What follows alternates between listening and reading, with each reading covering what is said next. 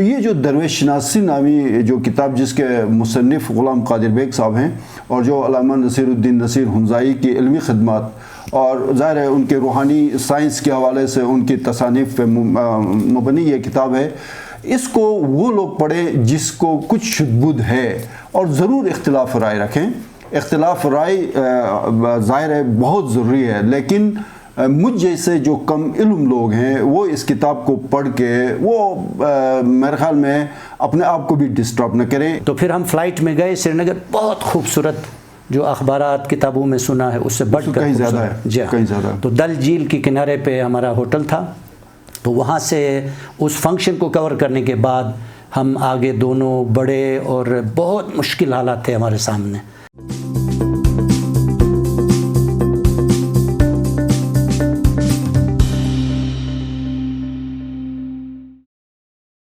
بسم اللہ الرحمن الرحیم، آپ دیکھ رہے ہیں ایمن، پروگرام ہے ٹاکرا، اور ٹاکرا میں میں ہوں آپ کا میزبان ایمان شاہ۔ آج ہمارے ساتھ بہت ہی ایک علمی و ادبی شخصیت علاقے کی موجود ہیں، اور بڑے عرصے کے بعد یہ گلگت تشریف لائے، اور ہماری درخواست پہ یہ ایمن کے اسٹوڈیو میں بھی آج انہوں نے یہاں پہ ہمیں یہ عزت افزائی کی، یہ تشریف لائے۔ ہمارے ساتھ موجود ہیں غلام قادر بیگ صاحب۔ غلام قادر بیگ صاحب ریڈیو پاکستان سے بحیثیت director current affairs and news retired ہو چکے ہیں۔ آپ 2004 سے 2008 تک نئی دہلی میں ریڈیو پاکستان کے بیورو چیف کے طور پہ کام کرتے رہے۔ Gilgit arts and culture council کو انہوں نے لیڈ کیا مڈ 90s میں، اور انہوں نے ثقافت، ادب اور یہاں گلگت بلتستان میں امن کے حوالے سے بھی ان کی بڑی خدمات رہی ہیں۔ بیگ صاحب آپ کو خوش آمدید کہتے ہیں۔ نوازش ایمان شاہ صاحب۔ آپ 2004 سے 2008 تک آپ نے ریڈیو پاکستان کی نمائندگی کی ہندوستان میں، ظاہر ہے بہت بڑی ذمہ داری ہوتی ہے۔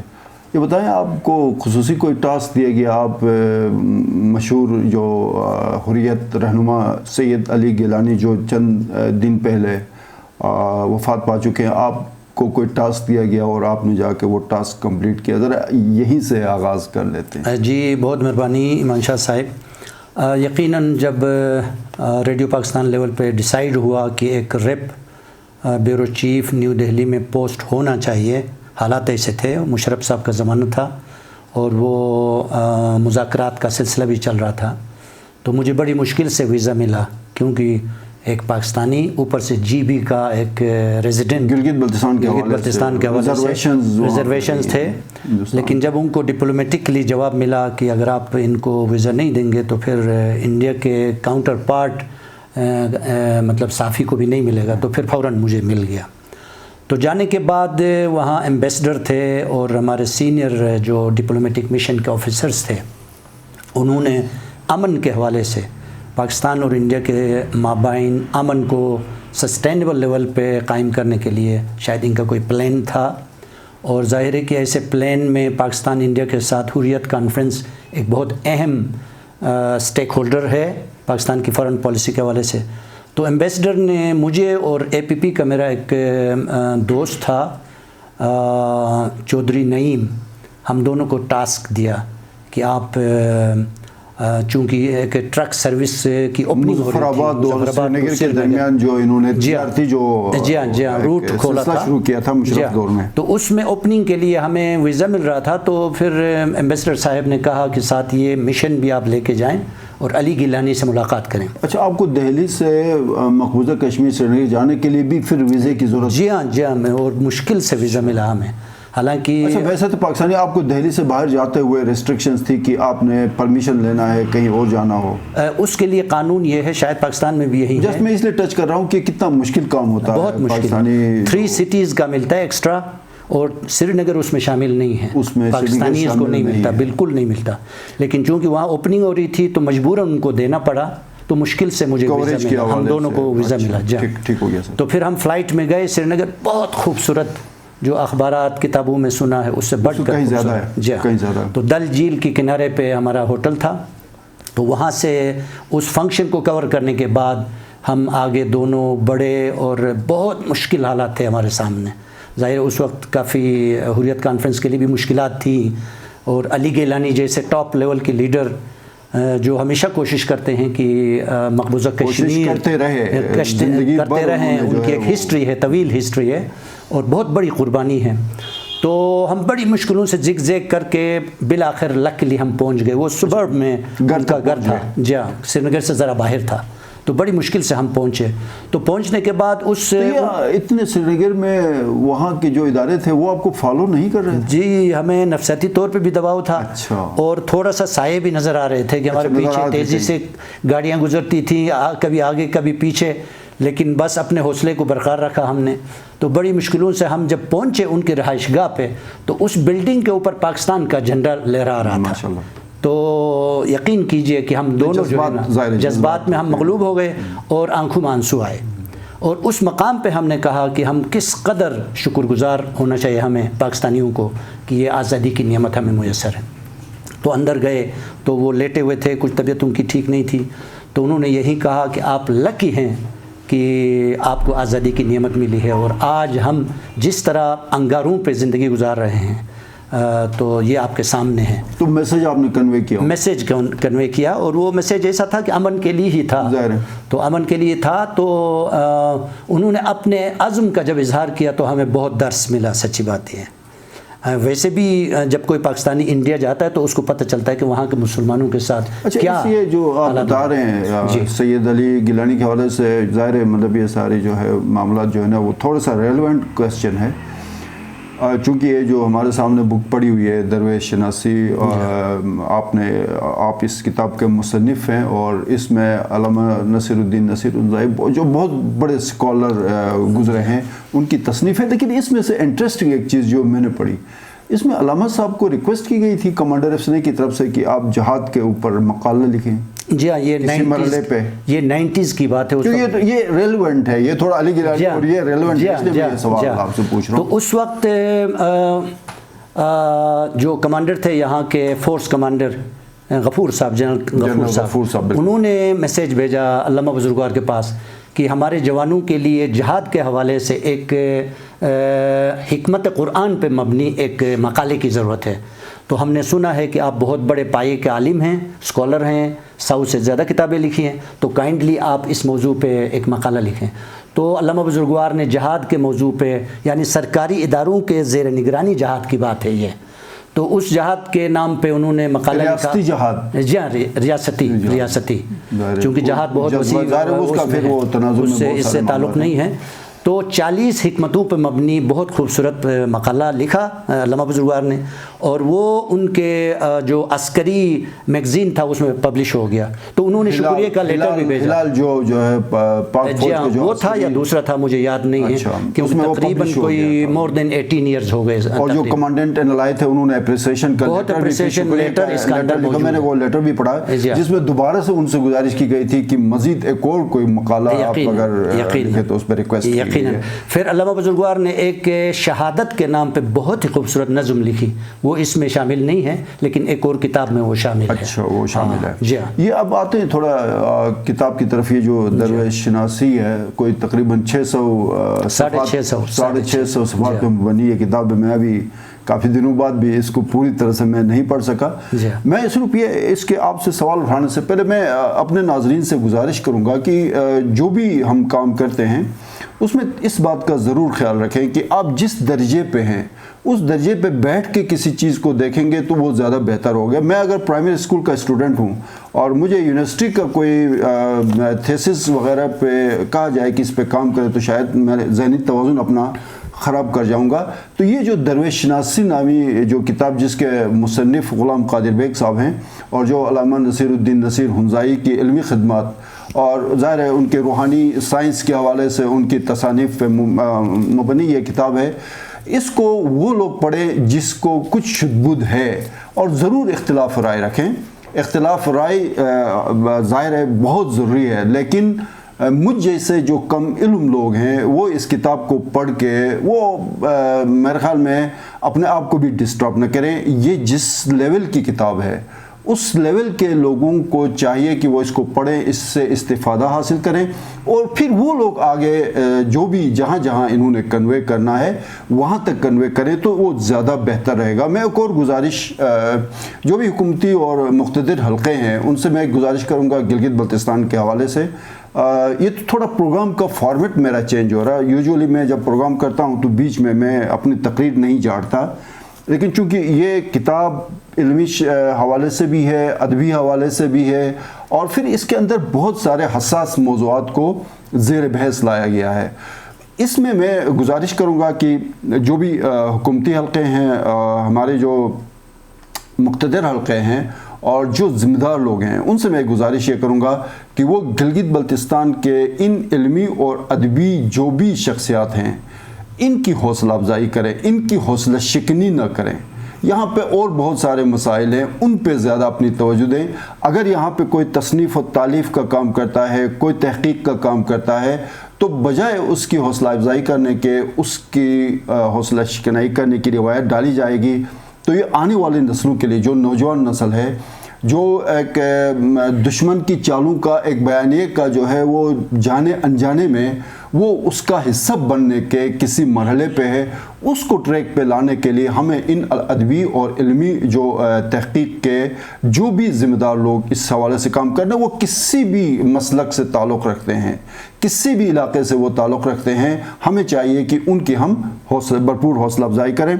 चूँकि इस किताब के हवाले से, इसकी किताब की रहनुमाई के हवाले से बहुत सारे अभी जो मरहले हैं वो अभी बाकी हैं और इंशाअल्लाह ताला जिस तरह से इस किताब में हसास इल्मी मौज़ूआत को ज़ेर बहस लाया गया है और गिलगित बल्तिस्तान के एक ऐसे सपूत जिसको दुनिया की मशहूर यूनिवर्सिटियों ने डॉक्टरेट की एजाज़ी डिग्रियाँ अता की, जिसको पाकिस्तान ने सितारे इम्तियाज़ जैसे बहुत बड़े एवार्ड से नवाजा, अल्लामा नसीरुद्दीन नसीरुज़ाई, उनकी ज़िंदगी में हम इनकी कदर नहीं कर पाए।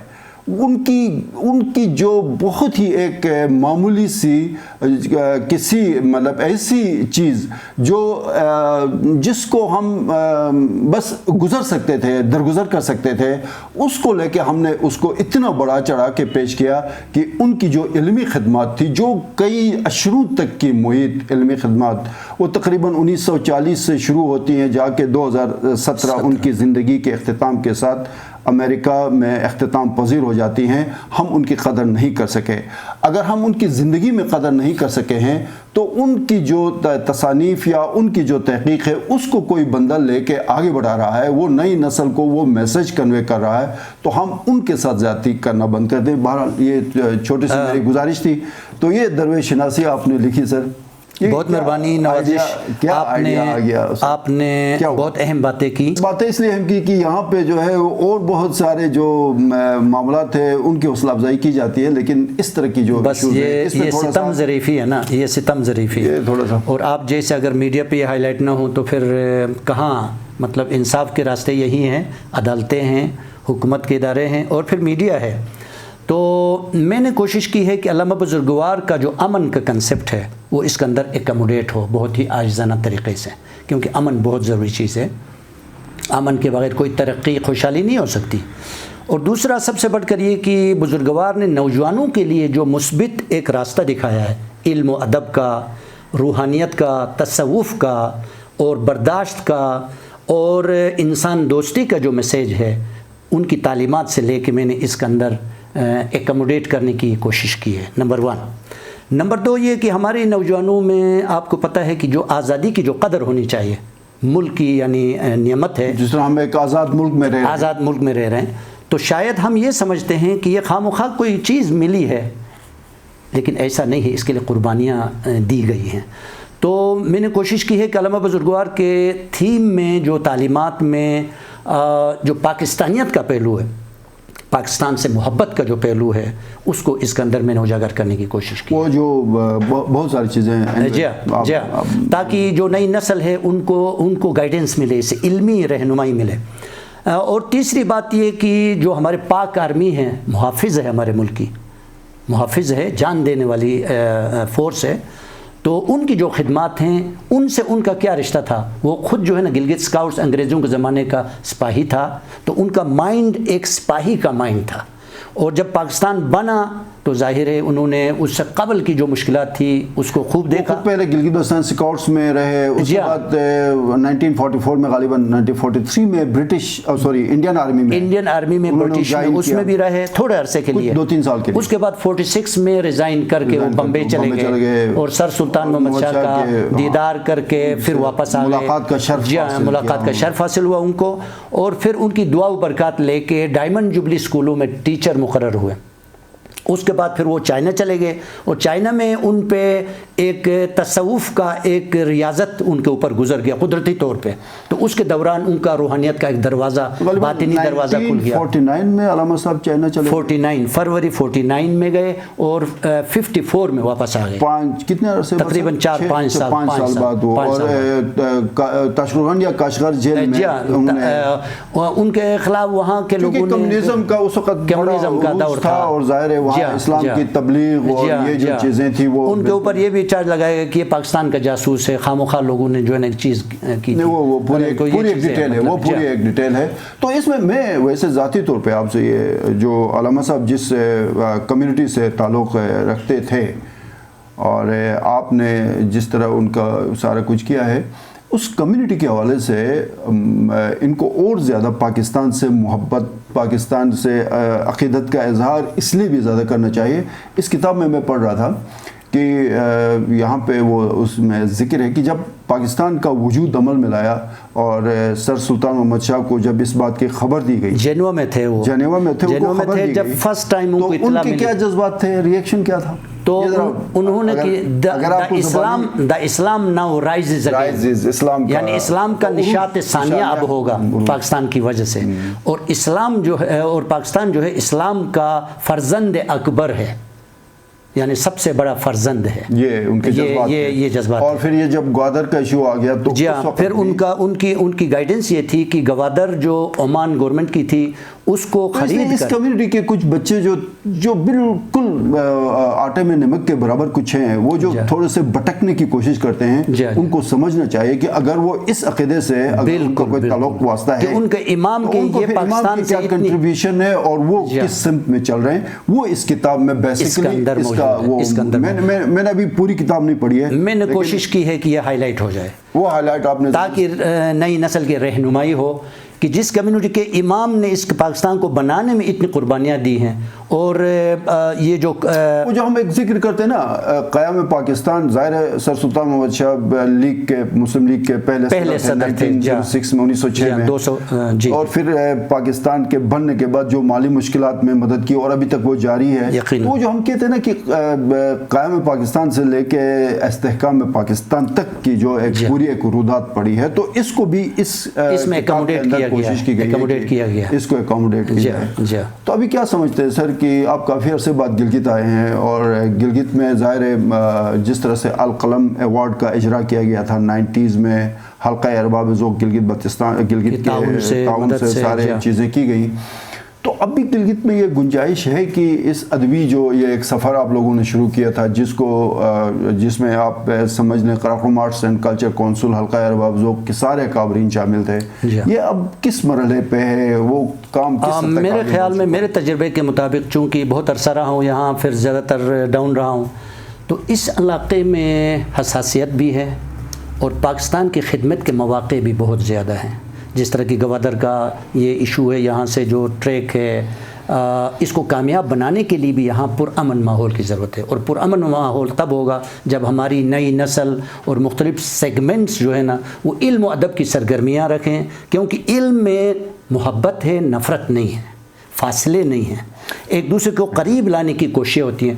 تو میں سمجھتا ہوں کہ تصوف کی کتابیں ہیں، علم ہے، موسیقی ہے، شاعری ہے، مشاعرہ ہے. میں دوبارہ سے گزارش کروں اس کتاب کو وہ لوگ ضرور پڑھیں جہاں پہ ان کی سمجھ نہ آئے، اس پہ جو ہے نا وہ پھر اس پہ بیجا جو ہے وہ تبصرے نہ کریں.